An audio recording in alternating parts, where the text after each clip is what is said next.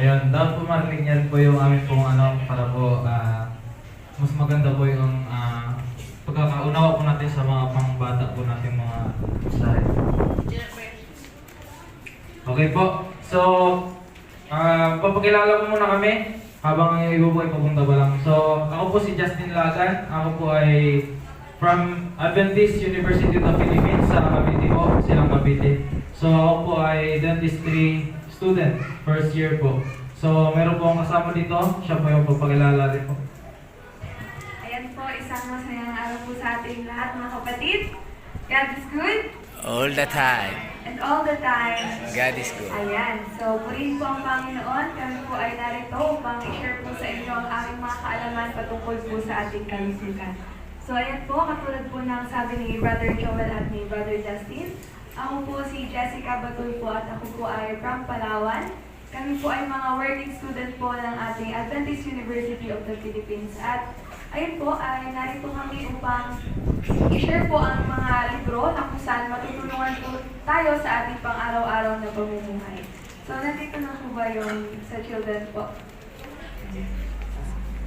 Meron po kaming mga aklat. Unahin po muna namin ang pang-children po. So, ang mga dala-dala po namin mga aklat na patungkol sa children is, syempre po, gusto natin sa ating mga anak ay lumaki sila na nasa tamang disiplina. So, ang amin pong example, ito pong librong ito ay 7 volumes po ito na kung saan dito po nakapaloob ang mga stories sa Biblia na kung saan malalaman ng ating mga anak o makikilala nila ang mga disciples po ng ating Panginoon na kung saan matutunan din po nila ang mga skills na matututo po silang magkulay at then malalaman po nila ang mga stories na nangyari sa ating history. Ayan po. So ito pong pang children po natin. Since tayo po ay meron pong mga children po dito sa inyo pong iglesia, kayo po ay nagkakaroon po kayo ng mga storytelling kapag service po. So ayun. So after po ng storytelling niyo, pwede po kayo magpakulay-kulay sa kanila. Ito, kapag kayo po nakapag-avail po nito, pwede nyo pong gawin pang-activity sa inyo pong mga anak.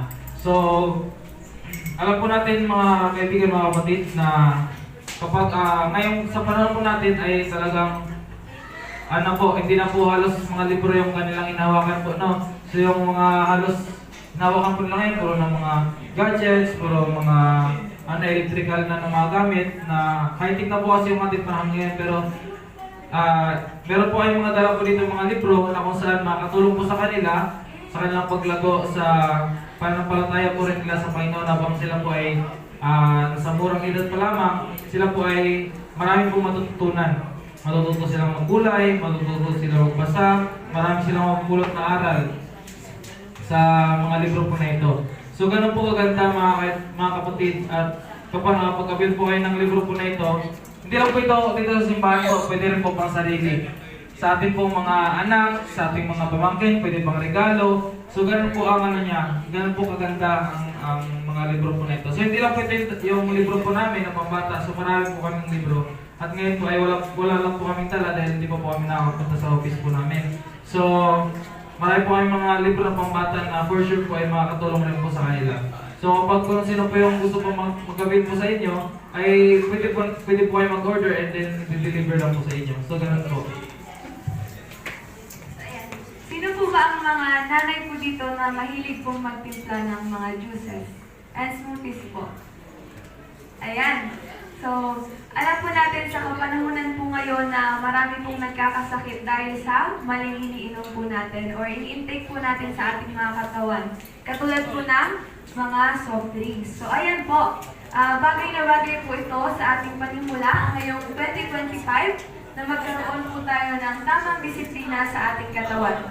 So, meron po ditong hawak si Brother Justin at i-introduce niya po itong libro na ito na makakatulong po sa atin upang palitan na po natin yung mga masasamang iniinom natin katulad po ng mga soft drinks na kung saan makakapagdulot po sa atin ng diabetes. Ayan po. So, ayan. So ito naman pong healthy juices po, ito po yung mga book na kung saan tayo po ay magkakaroon po ng mas malusog na pangatawan. Dahil alam po natin na ang kalusugan po, ang tanging yaman na ipinagkaloob po sa atin ng Panginoon. Di ba, Pastor? Tama ba? Ayan. So, ayan. So, itong healthy juices po, ito po ay mga combination ng prutas at gulay. Ang alam po natin na kapag gumawa tayo ng juice, single fruits lang, pwedeng apple, pwedeng mango, pwedeng pineapple, buko juice, ganyan. Pero dito po sa libro po na ito, mababasa po natin yung napakaraming prutas sa isang juice lang. May 5 prutas sa isang juice lang, mayroong 4 po ng prutas sa isang juice lang. So ganun po siya kaganda at grabe ka kompleto. So kung sino po ang mahilig po sa inyo nang gumawa po ng mga juices, bagay na bagay po ito. Kung sino po yung mahilig uminom ng mga juice. Ayan. So ito po, doon po sa juice, for example, yung combination po ng fruit ng buko at yung pineapple juice. So, yun, ngayon lang po natin narinig, combination ng pineapple at saka ng buko juice. So, ayun po ay pampatibay po ng ating mga ngipin. So, kapag nag-take po tayo ng tuloy-tuloy yung pag-take natin, so talagang papatibayin ng juice na yun yung ating mga ngipin. Pagpaganda rin po siya ng ating digestive system. Ayan. So, mga kaibigan, mga kapatid, ito pong libro po na ito, kompletong-kompleto. Mayroong direction ko kung paano gawin. Nakasulat doon yung health benefit na makukuha nyo sa juice po na yun. At yung process kung paano siya gagawin. At yung mga ingredients po na pwede nyo ilagay sa juice na yun para mas maging effective po siya. So, sa panahon po natin ngayon, marami na rin mga soft drinks, mga unhealthy juices na nabibili lang po natin dyan sa mga tindahan. So, kapag yun po ang tinitake natin, mga kapatid, ay mas lalo tayong mahihirapan dahil mas lalong hihina po yung ating kalusugan. Pero kapag tayo po yung nakapag-take ng mga juices sa pamagitan po ng libro po na ito, ay mas maging healthy po yung ating lifestyle. Tama po ba? Kalusugan natin, ito po yung templo ng ating pong Panginoon. Ayan, amen. So, ayun po. Yun po yung nilalaman po ng healthy juices. At kung sino po yung mahilig mag-plating ng mga pagkain, meron din po dito sa likod po nito, makikita ninyo yung plating po ng mga pagkain at yung direction din po kung paano po siya gagawin.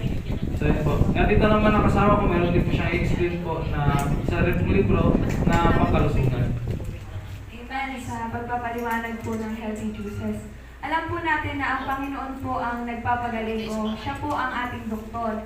Pero ito pong mga dala-dala namin is ito po ang susi o instrumento na gagamitin natin upang mapanatili po natin ang banal ng templo ng Panginoon na malinis o malusog. So meron po akong dala dito na alam niyo po ba mga kaibigan, mga kapatid, na ang charcoal is marami pong kayang gamutin na sugat or sakit. Alam niyo po ba yun?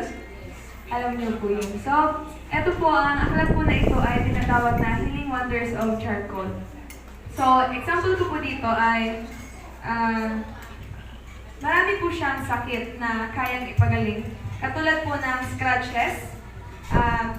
Nandito rin po naka-indicate kung paano niyo po yung tamang process po ng paggawa or pag-apply nito sa ating mga sugat. Katulad po ng, meron po kayong mga kaibigan na kilala niyo po na merong breast cancer? Meron po. So, habang kami po ay naglilibot-libot sa Maligaya, sa inyong pong lugar, marami po akong nalaman na prone po kayo sa breast cancer. Super dami po dito na mga kapatiran na napakaraming sakit. So, itong aklat po na ito, ang siyang pwedeng makatulong sa kanila na kung paano po i-apply sa kanilang breast at paano po mawala ang kanilang breast cancer. So, ang aklat po na ito ay ginawa or ang author po nito ay si Dr. Severino S. Paipa. So, siya po ay nag-aral po ng matagal upang maggawa po itong aklat na ito.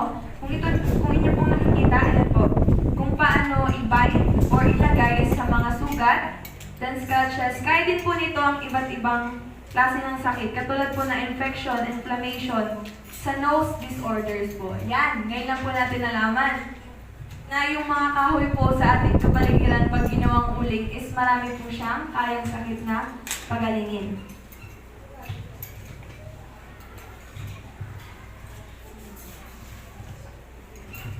Pag nabasa niyo po is ito po ay hindi nagkakaroon ng like overdose po. Diba sa ospital po na pag ini-issuehan po tayo ng mga